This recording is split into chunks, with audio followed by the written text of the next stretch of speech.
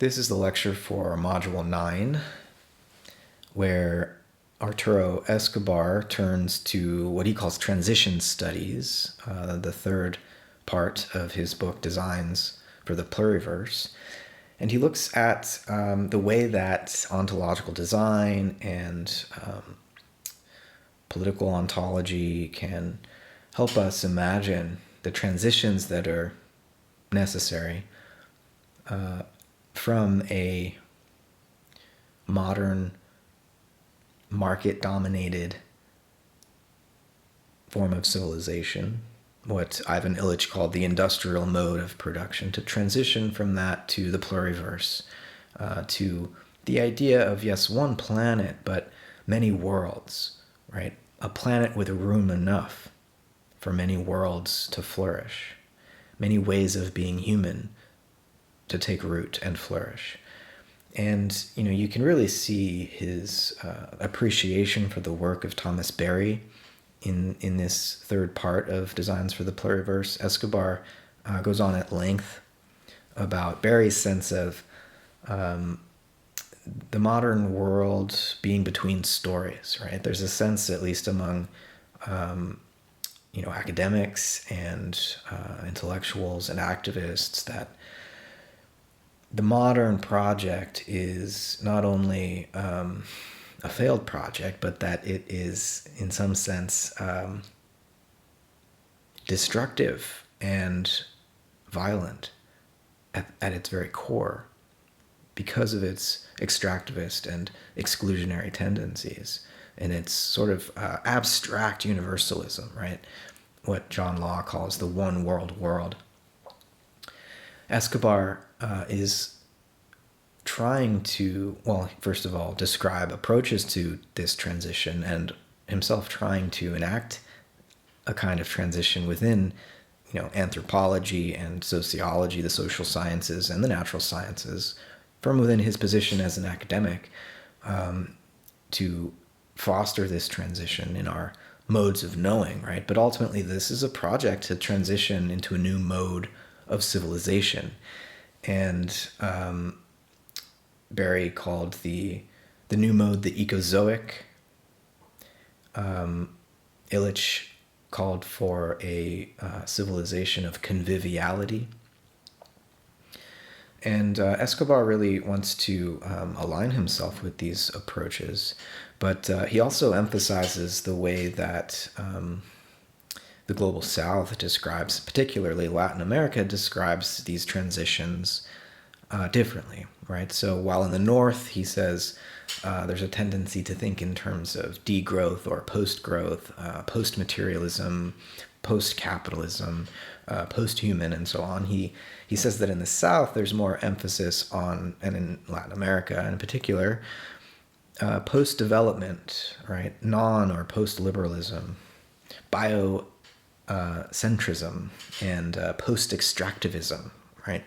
And he gives these two examples, multiple examples, but I'll put them under the headings of Buen Vivir, the Buen Vivir movement for good living, as well as the movement for autonomia. I want to talk a little bit about each of these. He describes the Buen Vivir movement as having an anarchist predilection, which is to say that it's looking beyond both liberal states as well as socialist states, and looking beyond corporate capitalism to discover and maintain, really, ways of world making that are local and that are community based, right? So that they don't need the help of experts and the technologies of corporations. They're going to try to do this as locally as possible, right?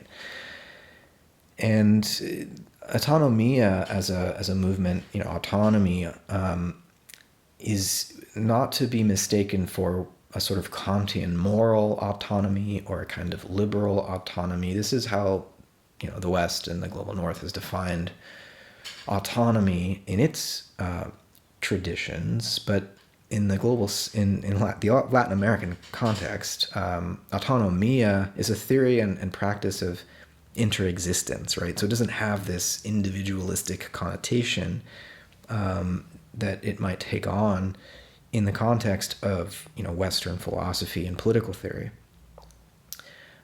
Escobar unpacks the meaning of autonomia by pointing to the concept of biological autonomy in the work of, again, Humberto Maturana and Francisco Varela. They developed this concept in theoretical biology called autopoiesis, which literally means self-making, and they used it to define life, right? Life is the autopoiesis, or self-making, self-producing capacity of the single living cell, right? Would be the kind of prototypical example of autopoiesis. And the other important concept from Maturana and Varela was structural coupling. And so autopoiesis and structural coupling are these concepts that Escobar borrows from theoretical biology to unpack political autonomia. And he's emphasizing the way in which the autopoiesis of biological individuals always takes place in communion with, or through structural coupling with, an environment, including other individuals, right? And that there's an important distinction to make here, though, that an autopoietic individual organism, while being energetically open to its environment, is nonetheless operationally closed. And it's not just individual organisms that can be understood as autopoietic systems. Whole societies can be understood by analogy to living organisms as virtual entities, virtual selves, right, of their own. Virtual in the sense that they're not substantial, they're not totally separate from their environments, but nonetheless they have a wholeness and a sort of center of gravity and agency by which they can act autonomously in their worlds. But all action is action amidst a kind of relational alterity. And even any given self is always going to be in a relationship of alterity with itself, right? Because we're in process. We're constantly passing beyond any established sense of self that we might try to latch onto. It's always such a substantial self. It's always slipping through our fingers, right? Fading into the past as we continue to move forward into an uncertain future, creating ourselves from moment to moment in relationship with others.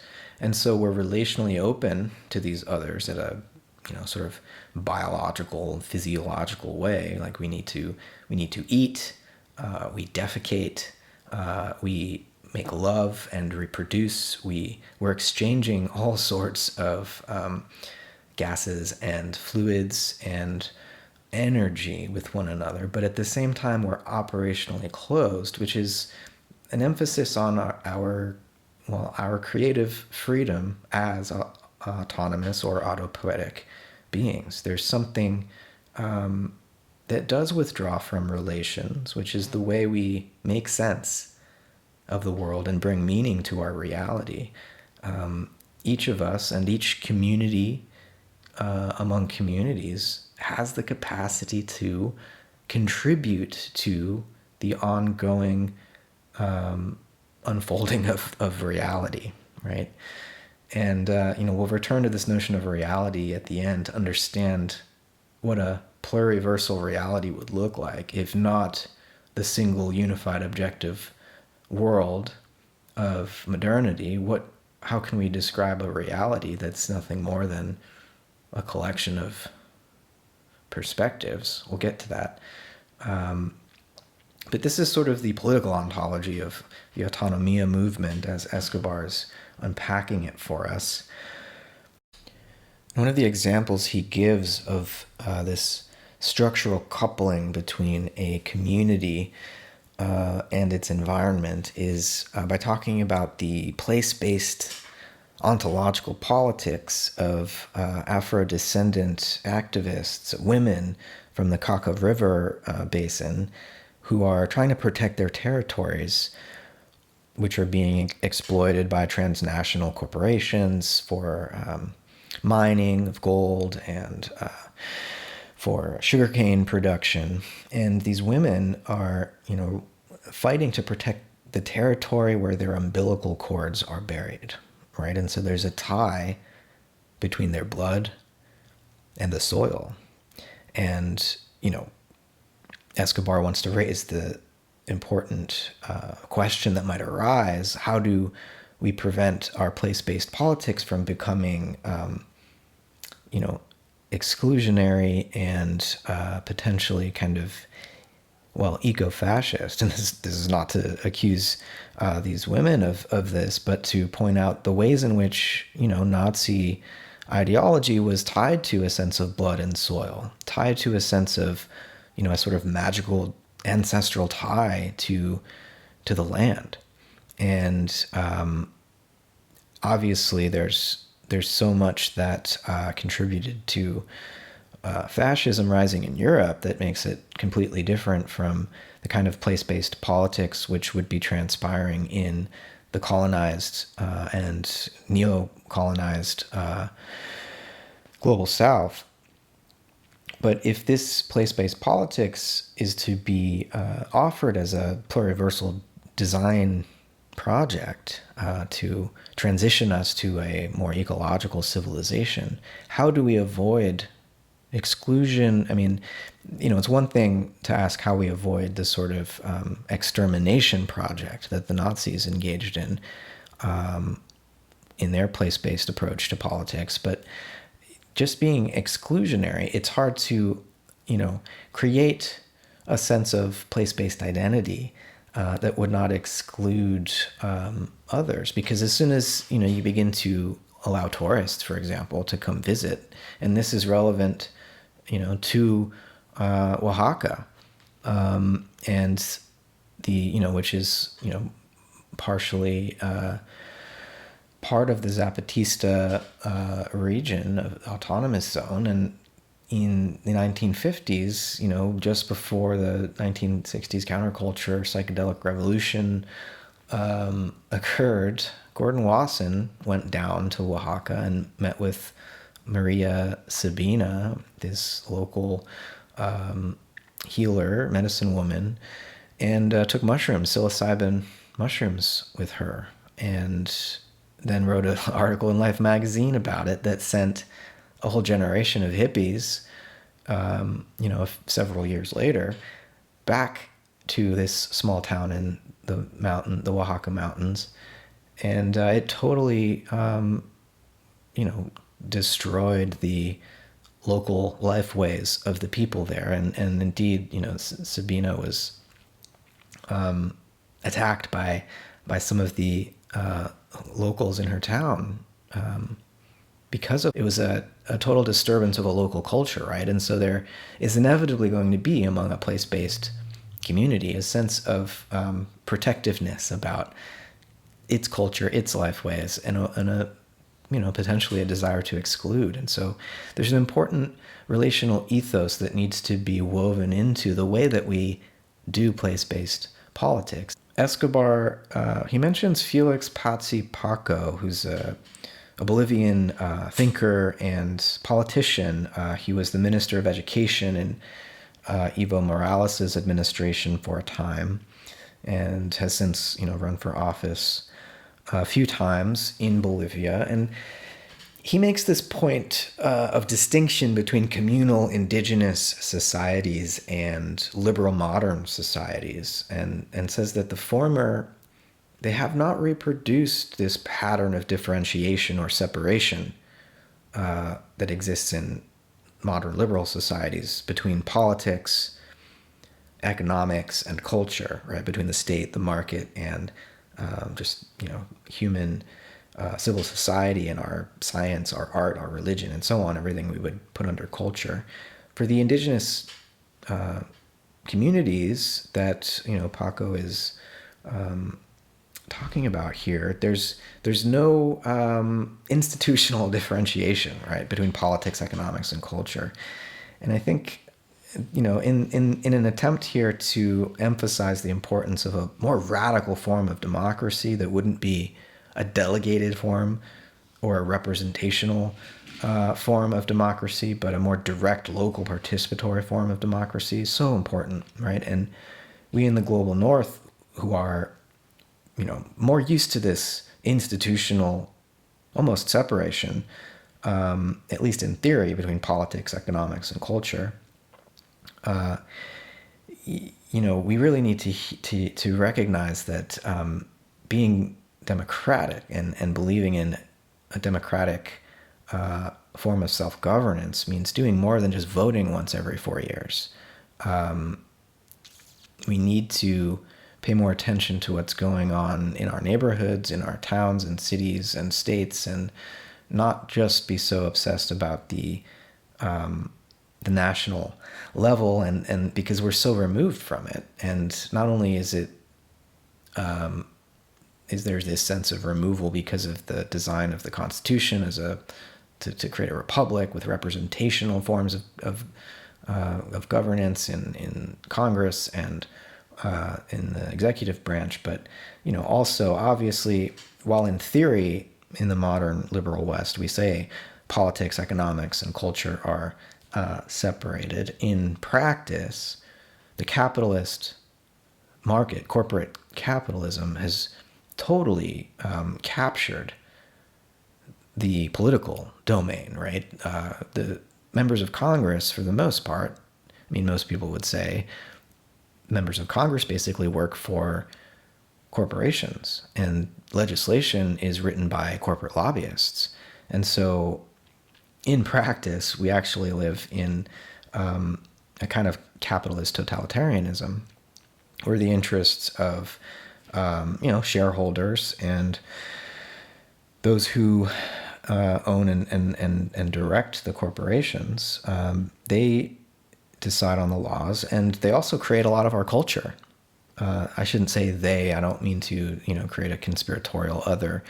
I should say this world system, this mode of thought that infects all of us, called capitalism, that shapes our desires and our sense of who we are and who we should be, who we should become. This is a kind of, as Haraway would say, a tentacular monster that has an arm on almost every aspect of our lives and our world, and we need to resist that. And I wonder if, in response to what Paco was saying here about the difference between a sort of a lack of differentiation between these realms in indigenous societies, and the sense in which we do have, again, in theory, more of a differentiation in the liberal West. If,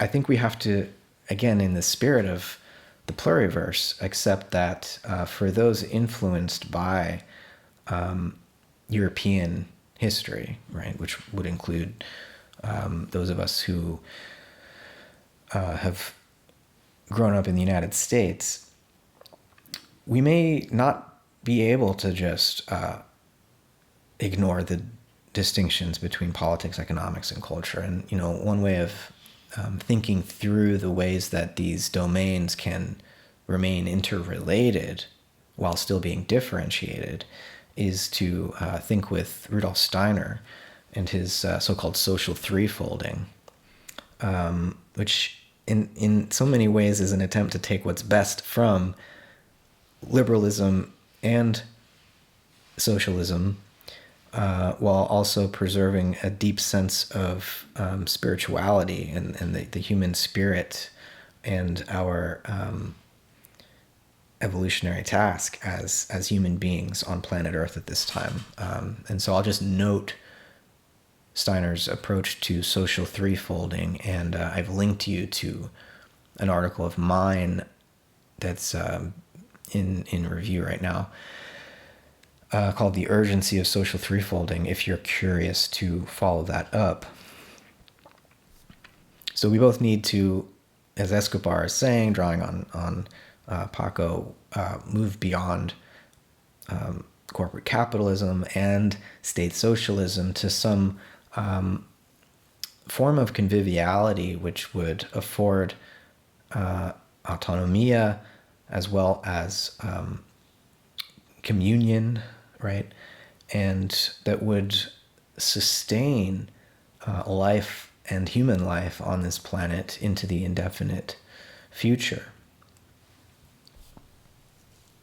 I want to just wrap up here by returning to this question of the nature of reality. Escobar quotes the biologist Krita Sharma on page 212, and I'm going to read that and then offer a few lines from William James from his book Some Problems of Philosophy that I think resonate nicely, and then I'll wrap up this lecture. So Sharma writes, "Sometimes when we come across a spider's web, it can be difficult to find where it's anchored. Yet the assumption is that it is anchored somewhere. It is easy to assume that the dense net of experiences is anchored somewhere in a world of objects, or a body, brain, or soul. We often believe that the regularities we experience must be grounded in some kind of substance beyond them, material, spiritual, or mental. However, it is entirely possible that the net is aloft, that it is not tethered to anything outside of it. In fact, as far as anyone can tell, the net is all there is, so there can be nothing outside of it that could serve as a tether." Right, so that's Escobar quoting Sharma on page 212. And now I want to read from William James at the end of his book, Some Problems of Philosophy. He has a little section called The Pluralistic or Melioristic Universe. And I'm going to read a few lines here. He says, "If the melioristic universe were really here, it would require the active goodwill of all of us, in the way of belief as well as of our other activities, to bring it to a prosperous issue. The melioristic universe is conceived after a social analogy, as a pluralism of independent powers. It will succeed just in proportion as more of these work for its success. If none work, it will fail. If each does his best, it will not fail. Its destiny thus hangs on an if, or on a lot of ifs, which amounts to saying, in the technical language of logic, that the world being as yet unfinished, its total character can be expressed only by hypothetical and not by categorical propositions." He puts in parentheses, "Empiricism, believing in possibilities, is willing to formulate its universe in hypothetical propositions. Rationalism, believing only in impossibilities and necessities, insists on the contrary, on their being categorical." He continues, "As individual members of a pluralistic universe, we must first recognize that even though we do our best, the other factors also will have a voice in the result. If they refuse to conspire, our goodwill and labor may be thrown away. No insurance company can here cover us or save us from the risks we run in being part of such a world. We must take one of four attitudes in regard to the other powers. Either 1. Follow intellectualist advice, wait for evidence, and while waiting, do nothing. Or 2. Mistrust the other powers and, sure that the universe will fail, let it fail. Or 3. Trust them, and at any rate do our best in spite of the if. Or, finally, 4. Flounder, spending one day in one attitude, another day in another. This fourth way is no systematic solution. The second way spells faith in failure. The first way may, in practice, be indistinguishable from the second way, The third way seems the only wise way.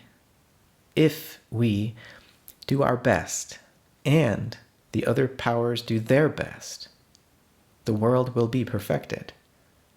This proposition expresses no actual fact, but only the complexion of a fact, thought of as eventually possible.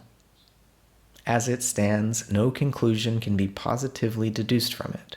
A conclusion would require another premise of fact, which only we can supply.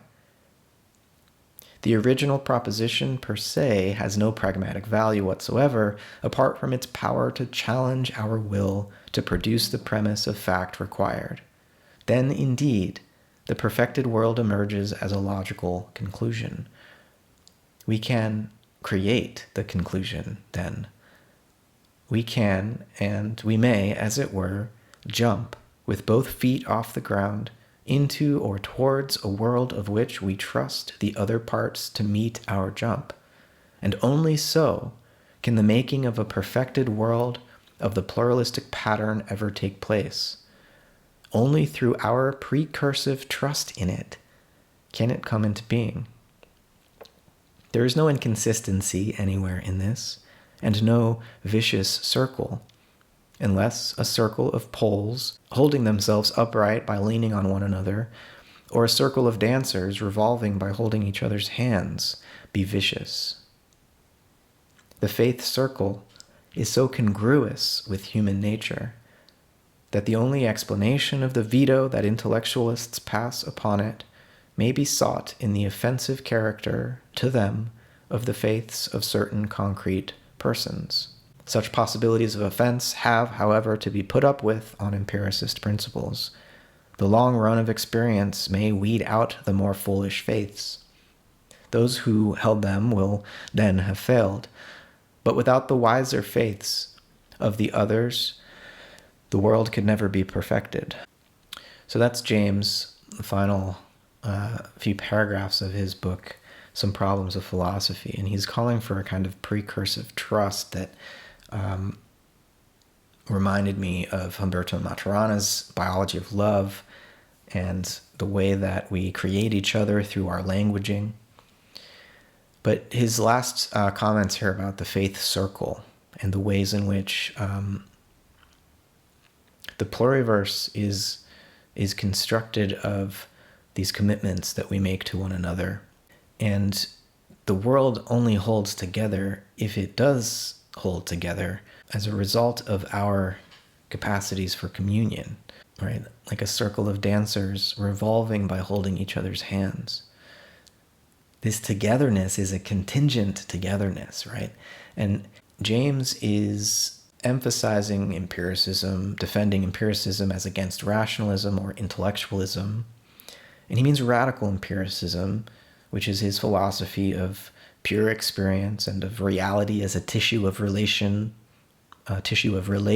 among experiences. And so when you read rationalism here, think a kind of disembedded, alienated, dualistic, Cartesian rationalism. And when you hear empiricism, think a more relational rationality, right? So we don't want the word rationality to just become a bad word. Just this is how James is using it in this context.